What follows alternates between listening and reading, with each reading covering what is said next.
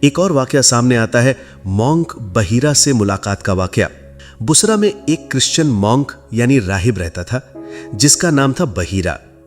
جب اس نے محمد صلی اللہ علیہ وسلم کو دیکھا تو اس نے کچھ عجیب و غریب نشانیاں محسوس کی۔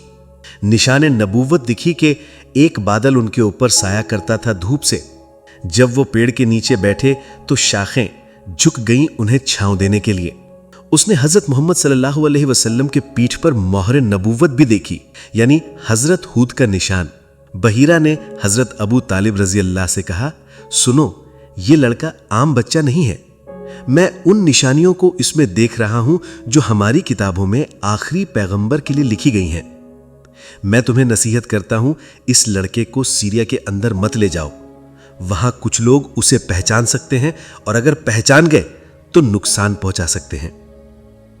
نتیجہ یہ ہوا کہ حضرت ابو طالب نے فوراً کچھ لوگوں کے ساتھ حضرت محمد صلی اللہ علیہ وسلم کو مکہ واپس بھیج دیا تاکہ ان کی حفاظت ہو سکے۔